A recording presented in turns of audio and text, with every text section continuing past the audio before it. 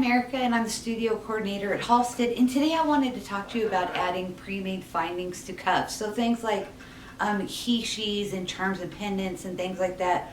You can actually trim off the ring and make a really cool cuff using those. It's kind of thinking outside the box, and they're really fun to make and they're fun to use in all kinds of designs. So you can actually make a set.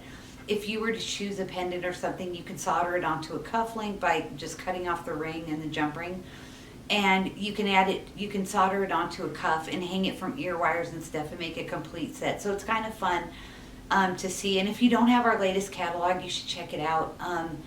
That way you can look through our website to see what kind of things you can come up with. But I've actually pulled out some charms and he/she's and stuff so you can see them and see how they look.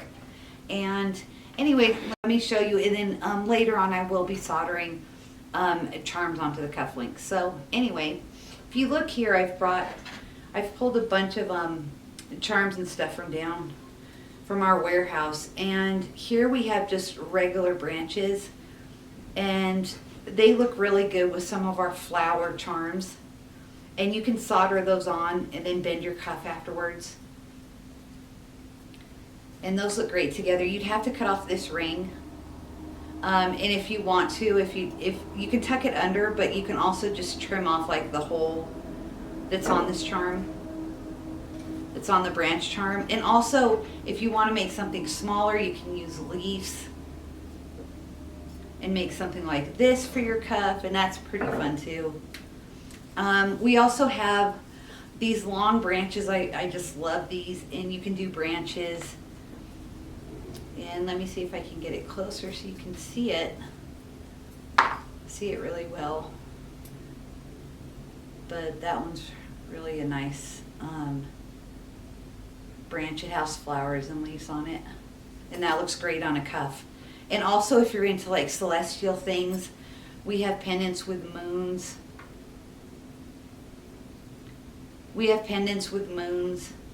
And we have little like star blanks that you can put on either side to just kind of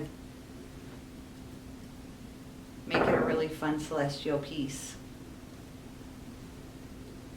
And other things you can add with a star, you can add, here's a sun, and in the sun you can put like a moonstone or something. By just cutting off the ring, it becomes a great like a finding for a cuff. And here's a moon cycle charm, which is really nice if you like celestial things. Like a CZ in the center of that would look pretty, or a small cabochon. And honeycombs are really popular right now, so I pulled some honeycombs. And we have little bead charms that look really adorable on them. See if I can zoom you in a little bit. There's a little bee charm right here, and those look really cute. You can even put a couple on there, a couple of the bee charms on there.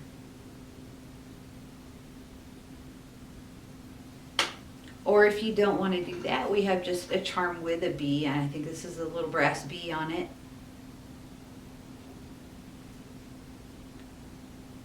Get that. See, it has a little tiny brass bee. It's super adorable. And then also we have a lot of fun little filigree type pieces, and you can put these on either one. These little filigree pieces actually will fit on the 1/4 inch cuff blank. This is the 1/2 inch, and then the 1/4 inch. And these little charms will fit great on there. If you can leave the rings on or cut them off, it doesn't matter. But that's a really cute piece too.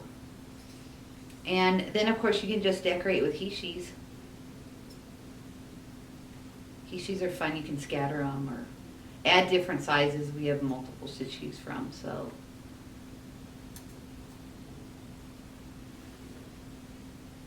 he/she's are fun.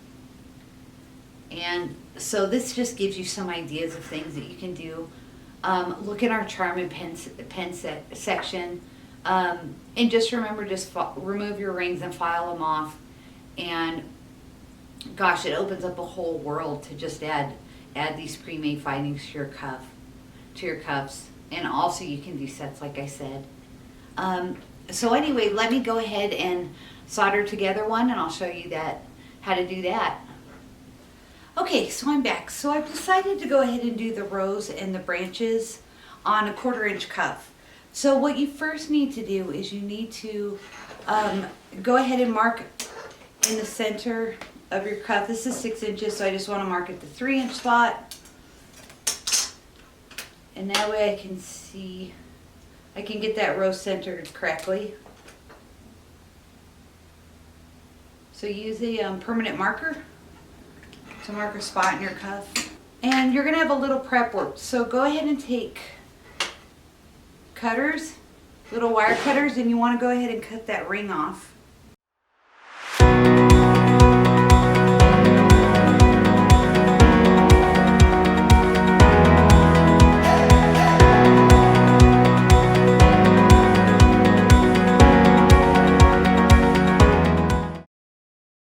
About 600, and what I want to do is I just want to scuff up the back of the branch a bit. The connection will be better when you solder it if you do that. And I'm removing all the oils. Now I'm going to go ahead and just make sure that the branch itself, the long branch, not the leaves, are attached. So I just want to just scratch it up just a tiny bit to roughen it up.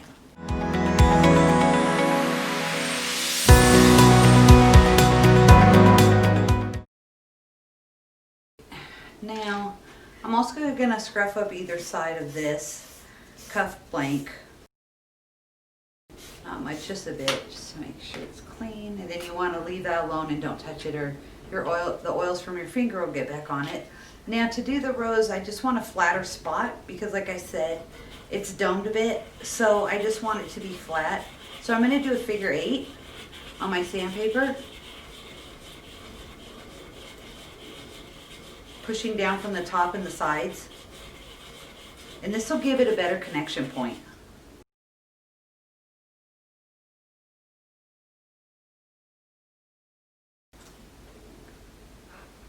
Okay, I've made it a bit flatter on the bottom.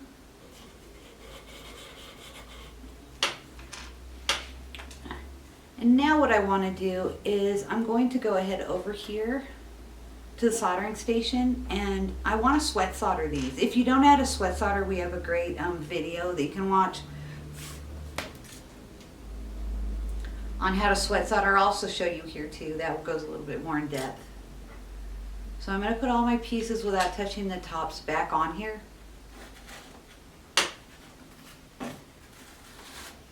And I'm going to use flux. And I just want to spray a little bit on each one.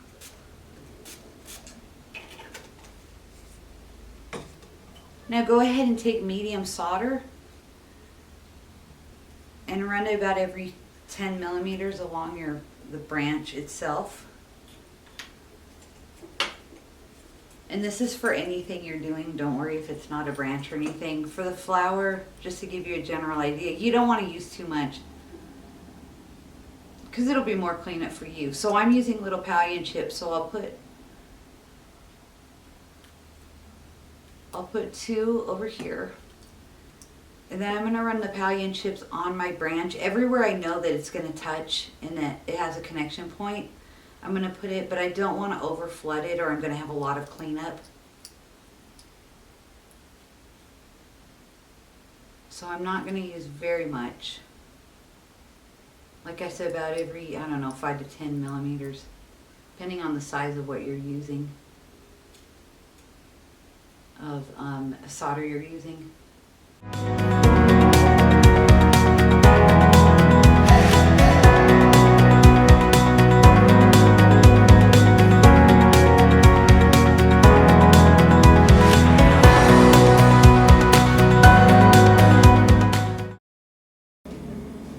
Go ahead and put your torch in your dominant and your non-dominant hand, and go ahead and put the pick in your dominant hand. And if you go in slowly, your flux won't bubble as much and it won't knock them off. But if it does knock any of your solder chips off, you can pick solder them back on there. And remember with sterling, you need to heat up the entire piece. Now once you have the first one flown, go ahead and go to your second one. And I place these upside down because I'm going to righten them up when I put them on the cuff blank.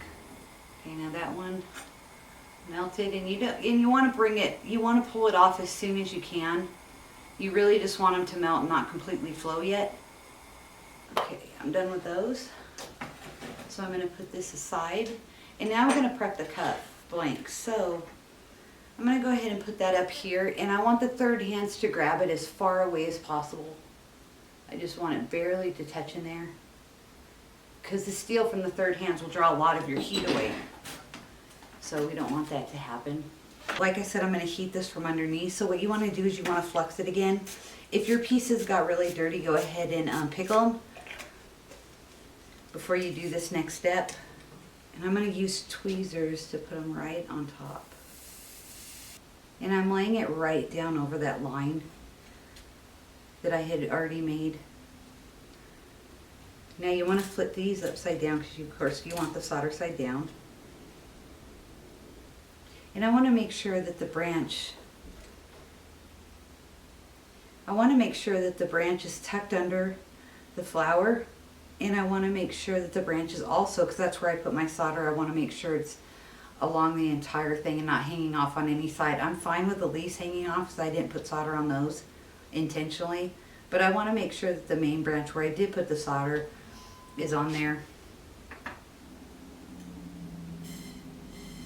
And remember, I've already flexed it, and make sure you use your non-dominant hand to hold the torch, and then put your dominant hand, your soldering pick in your dominant hand. So now I'm going to hit it from underneath.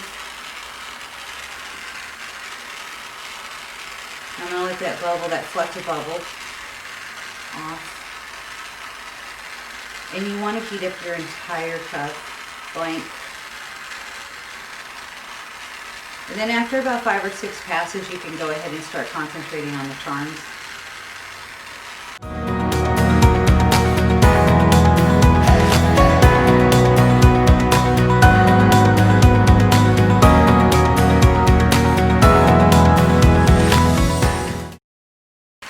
Okay, that looks like it's flown. Go ahead and drop it into your quench bowl and see if everything's stuck together. If not, you need to solder it again.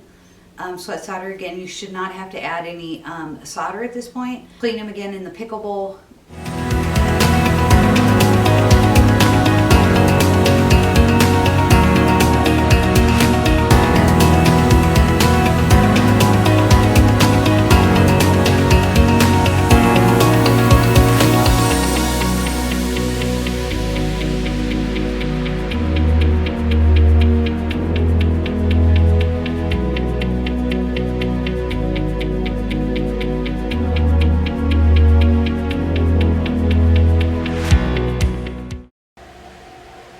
So I hope you enjoyed the video. You can see a lot of articles on our homepage at halstedbee.com. Look in the right hand corner and you'll see a blog, and go ahead and click on that, and you can find all kinds of soldering and business and articles.